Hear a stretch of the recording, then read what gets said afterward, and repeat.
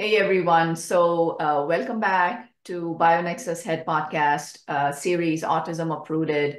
Today we are back with Alexandra with the part two, explaining why mothers who see extraordinary progress in their children, why and how does that happen? Welcome to the BioNexus Health podcast with Dr. Jodie A. Darshaw, who holds a PhD in integrative medicine, is board certified in integrative pediatrics, an internationally recognized pioneering clinician, and author. And now here's your host of BioNexus Health podcast, Dr. Jodie A. Darshaw.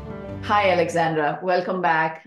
I know you've been here, but still, welcome back to part two. Thank you for your time. I'm so glad you're here. Always happy to be here with you, sharing information. Right. So let's right off the bat, right? Let's briefly recap. So we are discussing how to distinguish wrong lifestyle choices versus mistakenly thinking it is a die-off reaction. Okay. Now, die-off reaction is important. It should happen so we know that we are on the right track, but massive die-off, thinking that it's die-off because of a wrong diet or any other incorrect lifestyle choices or just plain exposure. That is really important. One thing I wanted to highlight as well was there are so many exposures. I have asked my IT staff to rerun those podcasts. You must have seen some podcasts being rerun in the middle of the week, just to remind parents that please take the time, half an hour, 45 minutes, to just listen. I've got so many parents, who, when they are driving to work, they listen to the BioNexus podcast. It's just listening, right? Instead of the radio. And, sure, you can quickly glance at the weather. There's nothing great in the news anyways. So just listen to something important. So it will give you a much better understanding about what's going on with your child. So next that's going to be aired is, which I had done a while back, was the top 5 reasons why you think your child is not progressing. And number 1 is re-exposure, right? I'll have families calling me, mom is coughing on the appointment, a grandmother in the back has a fever, and then they say that my child is going through a massive flare. Yes, of course, because there is exposure all around. So that's another thing, many of the things that you mentioned, Alexandra, air, water, exercise, atmosphere, right? Food, all of these things I've mentioned in my book as well. School. I know yes. Yes. School, I think, is one of the most important, and I'll get back to it, because most of the parents are taking their kids to school or to therapy. At the therapy, we know they are meeting child with special education needs that are going there for the same problem, yet to do therapy. They are somehow sharing not just experiences from the parents, but viruses, bacteria, everything is shared within those rooms which are most of the times in buildings that are exposed to mold. Exactly. Where right. They are not being purified. The water might be running. They might be drinking water from there, or we never know. We never know what's happening. They are touching the toys, exposed to the bacteria, to the mold, to everything. And then the parent comes at home and say, I'm doing the right thing. I'm doing the protocol. I'm taking him to the therapy. I don't think it's right. I think at the beginning of the protocol, everything should be limited. I do understand the lifestyle of the parents. Everybody is working, but it's a matter of choice. What's more important? It's more important for you to carry on with life like this, which in my opinion, for me, it was miserable. We couldn't do anything. I was working in the period where Philip got paralyzed, and every single day I had to leave from work and come to pick him up from school. So it was the same thing, like I wasn't doing anything. So I stayed home. I kept him home with me, and it was the best decision ever. Now I'm able to travel with my child. We go in abroad, we go in with the airplane, we go in, even we are eating at the restaurant. It's not happening every day, but I can afford to go from time to time and have a nice meal to the restaurant and experience this sort of life. And my child is able to go to the theater with his friends and have activities together with them. He's full-time in school, enjoying school, learning in school, and be able to carry on with life instead of being every single day into a flare-up. Let's talk more about that. Okay. Yes. I would like to share. So with Brian, we found problems along the lines you mentioned, right? Therapy, one of the places was in the basement, right? We actually went for social skills group. It was in the basement, had to pull him out. Many of the schools have extremely old carpets, and they have nap time in the afternoon for the child. And they are laying down with a blanket on the floor, right on those disgusting carpets, right? In the US, I don't know how it's in the UK, but in the US, if there is water damage or, something leaks or something happens, you have a carpet, then they just think that if they bring in professionals, they have to, as per professional liability insurance, which most schools carry, preschools, nursery. So they bring in these professionals, which will, they dry the carpets with these big industrial sized fans, and they think that's it, right? Deep clean the carpet, steam clean the carpet. If you are steam cleaning the carpet, number one, you're adding chemicals. It's not just steam clean, meaning, how they do it here is usually they say that they're going to sanitize the carpet, and that's what's done. Second of all, understand that the carpet on the surface will dry, but underneath here in the US, there is the foam padding, which is there underneath, that gets wet, and that it is impossible to dry that by just, putting a fan over it. It's underneath the carpet. That's where the mold happens. If you look in the mold groups as well on Facebook, you'll see that the baseboards of carpeted rooms is where the mold starts, and then it goes up, in the wall, the windows. So big problem for us was carpeting. The school bus itself here, the school buses are carpeted, and you have kids, stomping in with their snow boots and whatnot, and then what else happens? The bus driver turns on the heat in the cold. So you have this perfect greenhouse effect, the mold grows. Many bus drivers have told me this themselves, that the windows have condensation, they're leaking. So all of these things, you have to be responsible. You have to educate yourself. You have to look at your child's labs. We get emails, we want the lab reports now. The appointment is done. Of course, yes, here are the lab reports. Next appointment, have you analyzed your child's lab reports? The ones that you wanted so urgently, I explained to you, you took notes. Do you understand what is PANS? No. Okay, please watch the podcast that I have done. I have shared diagrams. And autism parents are some of the smartest parents on the planet, right? So please take your time from your busy life to understand what is going on in your child. So we had carpet issue, we had school bus issue, we had school bathrooms are often flooded, and they're just mopped up, and no one really cares because bathrooms are supposed to be stinky. So what do? What I used to do was, give my son the binder early in the morning, the full protocol before he went to school. And after coming home from school, right there in the mudroom, clothes come off, the backpack gets dumped there, the shoes get dumped there, and then you go straight in the shower, especially during allergy season. You go straight in the shower, or If you have, something else, if you have an outdoor activity, then change your clothes. Get out of the school clothes.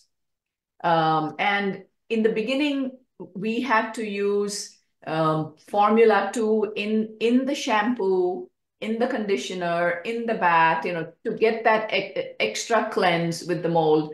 And that's what it was. I would take tea tree or vinegar, and what am I saying? Keep it simple. I would take the formula that I give everyone, the recipe that I give everyone for the wipe down. So that is always there in a big spray bottle. In fact, I'm going to be making the spray bottle ready-made available now. So many have asked me, I'm like, okay, it's like 5 ingredients to mix, but I'll have it available ready-made. Hopefully in the next couple months, once we finish all the FDA testing and all that. But spray the book bag with that, clean it, spray the bottom of the shoes, clean the top of the shoes. Next day morning, speaking of the shoes, what we would do is because they go out, the sole of the shoe, I would spray with permethrin, because there's a lot of grass, there's a lot of deer and ticks here, right? So obviously you cannot use permethrin spray on the body. It's toxic. Some do, if they go trekking in the woods, etc. But no. So what do you do instead? You spray on the sole of the shoe. And if the child is going on a field trip, which involves going to trees and bushes and woods, the night before, I would spray permethrin on the clothes and let them dry. So nothing is touching the body. It's just on the clothes. So these are some of the precautions that you have to take. So your son, your child, son or daughter, can enjoy a full life, right? As soon as he gets back from school, he gets his second herbal cocktail. He gets he gets the second dose of the binder. And these mold precautions, environmental precautions, dietary precautions, they still continue to date. I mean, right? We don't do the herbal cocktail 3 times a day now. Obviously, it's only once a day, maybe every other day. He doesn't need all that. He's got the immune boost from puberty, and whatever permanent damage was going to be done, that's done. Unfortunately, because of all of the delays we had, with me having to, learn everything. But that's how it is even today. If Brian goes out with his friends, sure, you want to eat out, that's okay. But right after he eats, he does daily Om blend straight in the mouth, and he does TRS spray straight in the mouth to get rid of pesticides, to get rid of any parasites and whatnot. It's always in his book bag. It's not heavy. It's in a little Ziploc bag. He's got TRS. He's got daily OM blend. That's it. Daily OM blend handles everything, right? I do that after the dentist, after eating out. It's all there. It's so easy. And when he comes home from a dodgy looking restaurant, it's amazing, how people don't look up at the vents when they go to a restaurant. So many of them are moldy. There's mold around on the plaster as well. You'll see, right, on the drywall. In the US, some oversmart restaurateurs, in moist climates like Florida, now they have started painting the ceiling black. So you don't get to see them. So you don't really, and I don't care. I go and I still check. If I had a flashlight, I would shine but you have to, so then I make sure that we are not sitting under a vent. Yeah. So that's just how it is. I had family tell me I was crazy. Sometimes my, husband gets fed up. Like what we have to, I said, look, if there are no seats available, let's take a takeout. I'm not sitting under the moldy vent. I'm lucky that my husband does understand and does feel the mood. So now every time we go Yes. out and we feel something is wrong, it's like, no, let's go back home or let's go to a different place. Or Yes. but we got the same treatment even from family, because as I said, we've traveled and we were saying, oh no, we are not going to the restaurant to eat. We're gonna eat at home, or we're gonna eat in a different place that's moldy. And they were like, what's the matter? It used to be your favorite. It used to be my favorite restaurant, not anymore. It's for my kids, you know. And Yes. I don't want to go back where I've been, and I haven't gone back where I've been in more than 1.5 years, and I don't want to go back there. So I'm following these rules. For me, they became a lifestyle, and I'm planning to stick with them because they are helping. And it's not helping just me, because I'm not the only one doing that. There are loads and loads of parents that have been going through the same things and following the rules, and it's working. Everybody that follows it. We've got a girl in our group. She was nonverbal. She's 8 years now. Nonverbal within 6 months of treatments and the right adjustment to the house, to the diet, to everything. Now she speaks in full sentences, and everybody is in shock. So yes, you can do it. Yes. Everybody's in It can shock, be you know. done. Yeah, it Yes. can be done. From the therapist to the it's not. geneticist to everybody is like, Yes. what's happening to her? Well, she's Oh, that's trying. wonderful. That's It wonderful. You know, is. once we are off camera, you have to tell me who that is. But yes, yes, the same here. You know, you'll see so many parents that get spectacular results. I mean, I've been doing this 25 years, you know, so we've helped like thousands of kids around the world. And this is a common thread, that extraordinary measures of being careful in the beginning sets your child for remarkable results. Keep in mind, Alexandra, you and I are not going to be alive forever. The goal here is, you know, most of these degenerative diseases, we know that people who've been exposed to mold, and everybody is, you can't live in a bubble, right? So if already in childhood you are predisposed, you have autism, you have PANS, pandas, biotoxin, mold illness, you know, what does this mean? Okay, so today Philip is recovered. Great. We've given Brian, Philip, Patrick, we've given them a rock solid foundation. Your boys will get additional benefits from puberty because they are going into puberty clean and clear. So that is a huge boost to the body, right? And on the other side, because you are involving them in day-to-day, you know, cooking, in the kitchen, right? Precautions, teaching them what is right, what is wrong. You yourself are not eating junk food. You know, it's not like you're eating junk all day and you're like, Philip, no, you can't have that. Well, that's not going to work, is it? All of these good things will be imbibed in them. And our goal, you have to understand, is expensive, yes. You know, it's time consuming, yes, but you're giving them a foundation for life. Yes. When their friends are having 6, 7 prescription medications, right? Cancers, degenerative issues, Parkinson's, MS, you name it. Your child, with the values you've given them, will be okay. If they maintain those values, of course, but you know, This is what we want, and this is what we are right. working on. That's why we are doing so many efforts. And my recommendation, my main recommendation for every parent going through this, just get a journal. Journal everything every day, at least for a couple of months. Write down everything, where he has been, what did he eat, what did he touch.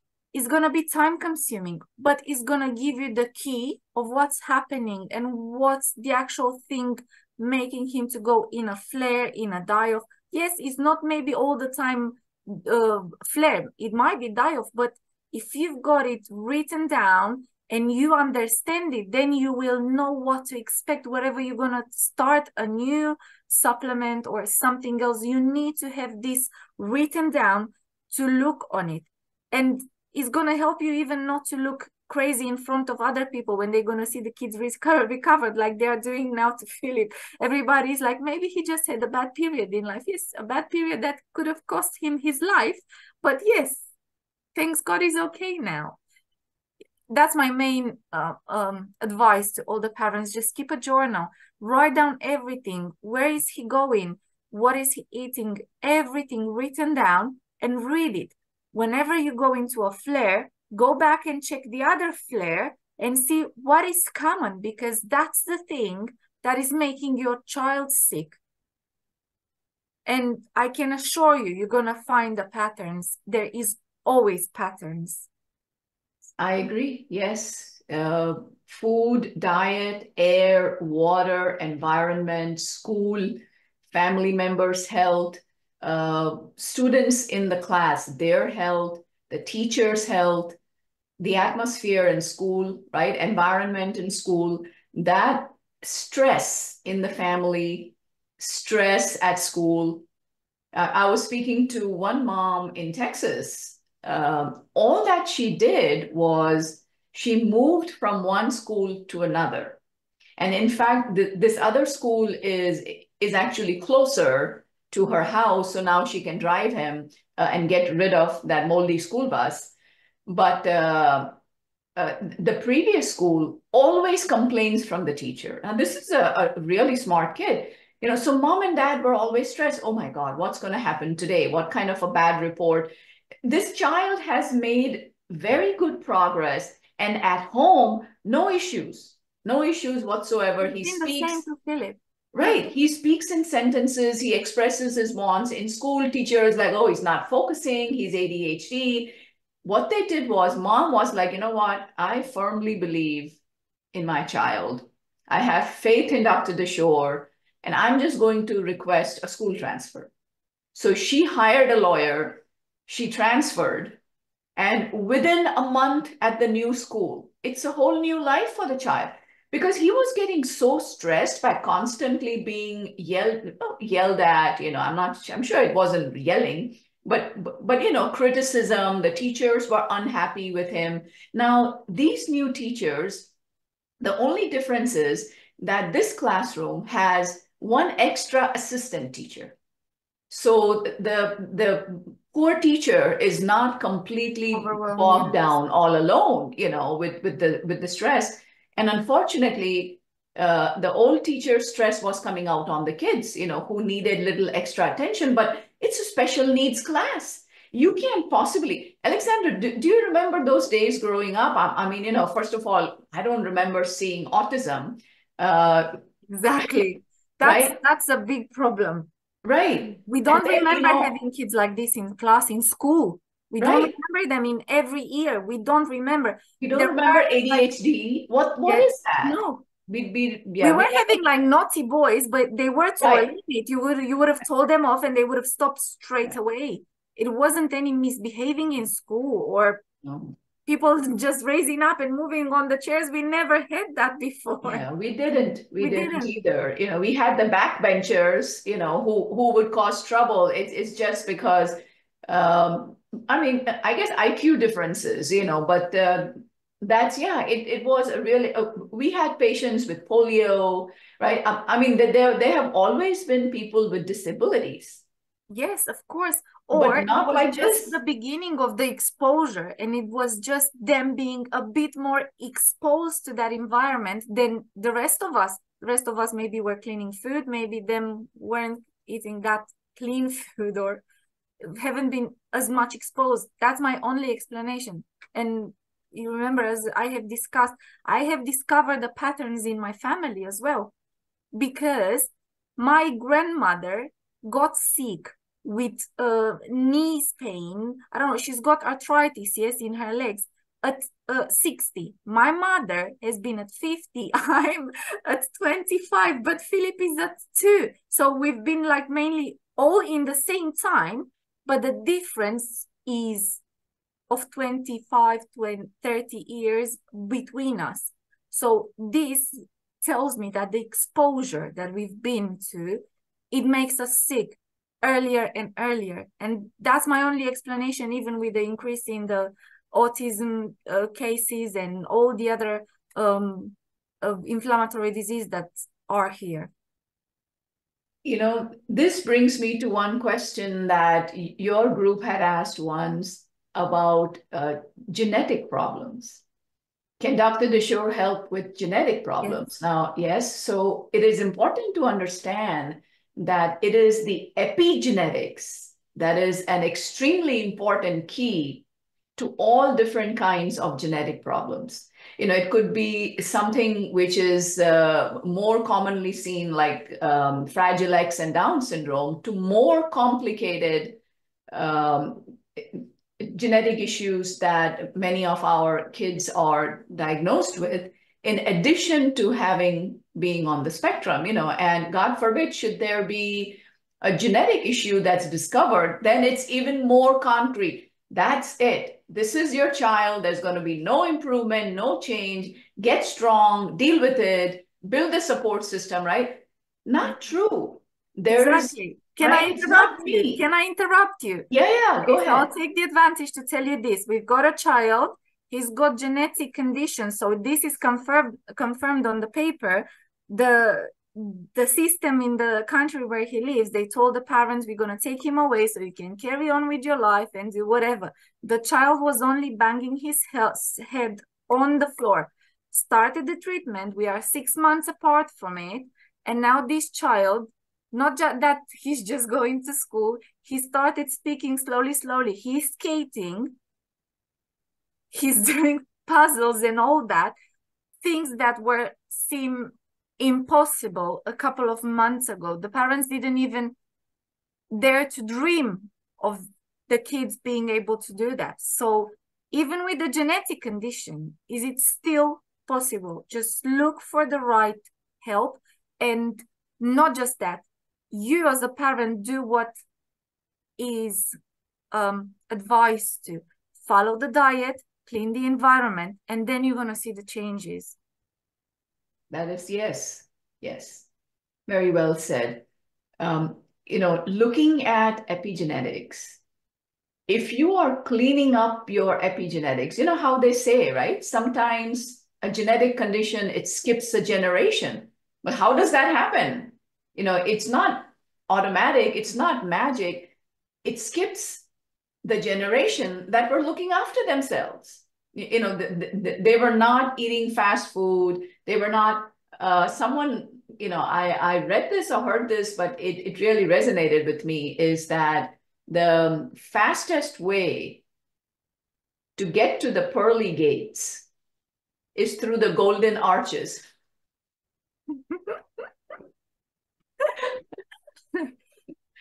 So, those who understand, they know what I'm saying. But anyways, I heard this somewhere and it just stuck with me, right? So that's one way of looking at things, at how epigenetics can affect the body, the gene expression, and looking at medical issues. It's just a matter of running labs and customizing to what the child needs and treating. I mean, not just the child, right? What ends up is once the children start to get better, the mom of the child that I showed you with full body eczema, she's going to be a patient now. After the 3 boys are on the right track, now, it just warms my heart that mom actually feels that she can take the time for herself, there's so much guilt. There's so much stress on us as mothers. There's so much pressure from society, from family, that look at your kid. I've got some mothers from certain cultures who don't even want to mention their child's name. They don't want to come on the camera. Oh, we haven't told anyone about our child, because in our culture, that is a big stigma. But it's a medical condition. Why is it a stigma? You should be proud. Okay, my son had, my son had a medical condition, and this is how we recovered, all naturally. But it is really difficult to get past what will the neighbors say. But what are they going to say? It was in the past. Now your child is great. No, they're just not able to cross that barrier that we cannot come on camera. Wow. And then I have other parents that are like, hey, I got triplets. Sure, they had medical issues. Now they are fantastic. Here we go. Hey, Andrew, you want to come on camera? Let's have a look. You're doing so well. I'm so proud of you. So then that is the other attitude that, don't put in your child that it is something shameful. It's a medical issue. Well, everybody was blaming me that I have shared my story and that I'm speaking so openly about it. And everybody was like, how can you do that? Well, I can do that because I think I have found, and as of now, I have found the right path. And everybody needs to learn. Whoever needs to listen to my story, I'm sure there's loads of parents going through the same thing and they need this information to get themselves on the good path. And we do have a couple of parents that really found themselves in our story and now they're on the good track as well. Right. And that can't make me sad. I'm just very happy for them, and I'm happy that I've been there for them to help them go through this. Yes, wonderfully said. So many people reach out to me because of the mothers and fathers who come on the podcast, and it resonates with them. And it's helping like people in teeny tiny countries around the world, Eritrea and Guam, and it's just some of these countries. I remember maybe briefly reading about them, during my what was it called? I can't recall, but growing up, it was an extracurricular activity, general knowledge quiz, world knowledge quiz. So we would study all of these different countries, and now I'm actually meeting moms and dads from these little countries. And why? Because they watched all of your podcasts, all the wonderful parents that came on, all the wonderful parents that had the cameras off but still spoke their story. Thank you so much. It's helping so many people. All the wonderful people that have written the reviews, and shared your story. People come to me and say, this is how we found you. So I think that's God's work. I think that is helping other people, isn't it? I mean, I firmly believe that it is. And that's why, you and I, we take hours of our own time in doing these podcasts. And, I employ people for editing and this and that, just so that we can put the information out there for people watching. Right. I had some mom, young mother, who's coming to me with a 5-month-old, right? And that's another amazing thing that's happening, that they're coming younger and younger. 5-month-old, I've got many moms that are going through pregnancy with Lyme disease and toxins. So I have them on pregnancy herbals, which can be used during pregnancy. And then, we are planning on switching the herbals to breastfeeding friendly herbals if the mom is able to breastfeed. Not all moms are, so that the baby will get the benefit in case any little bit of Lyme transferred over, any other infections transferred, because we can't do strong herbals during pregnancy, but we can do herbals during pregnancy. So these kids are going to be born, fully empowered already. And it's just, this mom of this 5-month-old, she found me through a 7-year-old interview that Brian did with someone else, with another practitioner. When he was still a teenager, and he did an interview. I've seen it. You've seen that one? I've seen everything. Okay. I've read everything that you've written. I'm just, yes, because every information that you gave in every single podcast that you hold, not just on the BioNexus podcast, but you've been invited to many other podcasts, and I've seen them all, because every single one gave me another piece of information that at one point helped me to understand better what's going on, not just with Philip, but maybe with me, with the family, with, as I said, I have managed to understand the history of my family and what's happening through everybody within the family. And I think this is the key to what I need to do for my kids to be better. And not just for my kids, for my nephews, for my cousins, for everybody that's gonna need help in my family. For your grandkids. I can't wait, Well, Hey, Brian, if you're listening, wink, wink, grandkids, hey, no, not yet. Maybe after another 8 years. But anyways, can Alexandra, I have seen babies, toddlers, that autism moms have chosen not to go down the usual path, if you know what I mean. I don't want to, yeah, the usual schedules and paths which are outlined by in the society, that they have to get 42 watts and nothing. They are clean and clear, and they are in the beginning they are gluten and casein free. After 2 years, it's slowly heritage grains are introduced. Alexandra, it's a different species of humans. I know. I've seen that myself. I have this 1-year-old girl. She comes to me on Zoom. She's like, "Hello, Dr. Dashore." And I'm like, "Eliana?" She's like, "Yes, that's me. That's my name. This is my brother." And she is clean and clear right from the get-go. I treated mom during pregnancy. We did herbals, so the herbals would get to the baby, like I explained. And now she's just a different species. She's reading, she's coloring. And how old are you again? I'm one. You forgot. I told you already. What is this? Yeah, I'm feeling confused every single time I'm meeting these kids. I'm feeling confused. I don't know how to react. Yes.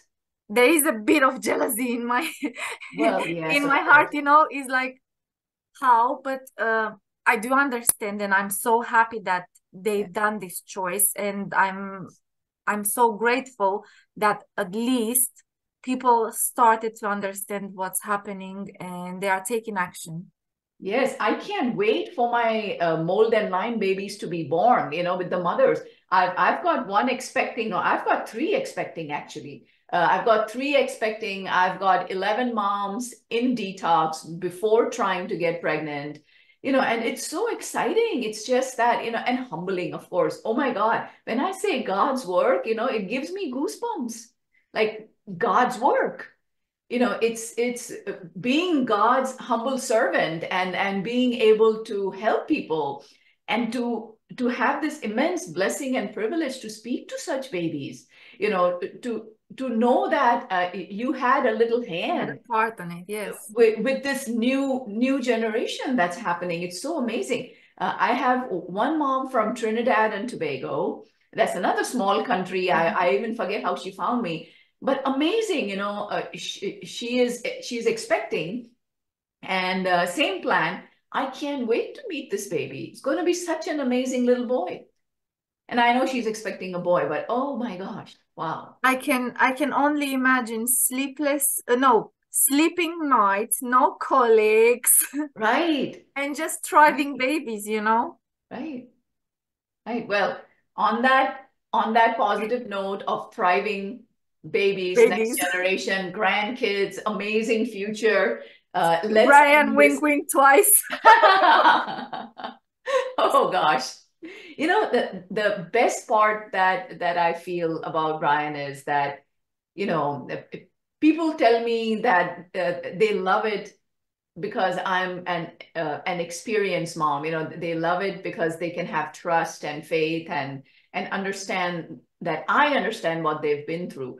But straight from the horse's experience, horse's mouth experience. It's Brian.